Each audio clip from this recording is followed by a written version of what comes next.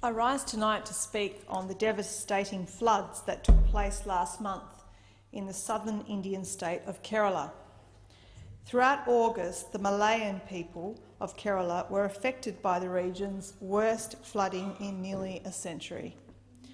Over 1,000 millimetres of rain fell across 10 days, affecting nearly 70% of the state.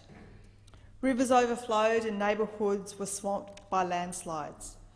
Floodwaters up to 3 metres high filled homes and covered streets, leaving vehicles completely submerged. To put this in context, in May this year, my home city of Hobart experienced a terrible flood. We had nearly 100 millimetres of rain in just one night. And while we are still in the process of repairing the damage from that single night, Kerala has experienced 10 times that amount of rain.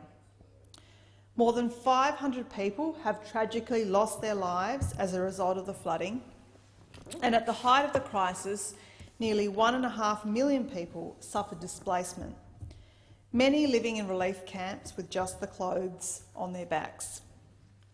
Oxfam India said that the magnitude of devastation is immeasurable, with initial assessments estimating the cost of rebuilding at close to $4 billion. But the relief efforts have been incredible. Dump trucks, once viewed as dangerous hazards on Kerala's roads, have become vital to the rescue operations, being used to ferry survivors out and volunteers in. Schools have begun to reopen, and a veritable army of volunteers consisting of anyone from snake catchers to ministers, electricians and bureaucrats, has descended on Kerala to clean homes and clear roads. I think this speaks of volumes of the determination of the people of Kerala, a resilient and community-minded people.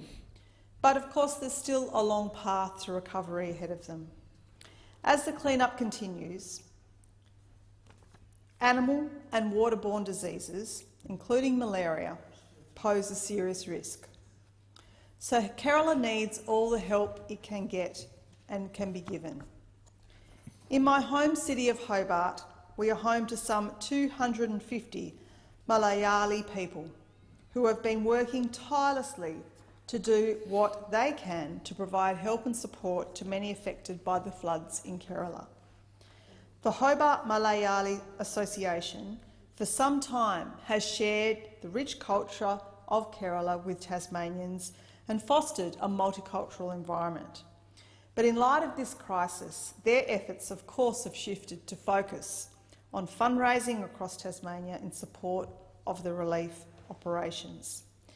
They met with me in my office at the end of August, and they had already at that point in time raised $16,000 ahead of their target of $20,000. At last week's Federal Labor Caucus meeting here in Parliament House, I'm proud to report that my Labor colleagues raised nearly $300 for the Kerala Chief Minister's Relief Fund at a fundraising morning tea organised by myself and the Shadow Minister Michelle Rowland. This flood is a major humanitarian crisis and something that Labor wanted to play our part in. But it's something that I urge all Australians to join with us to do what we can to show our support to the people of Kerala in India.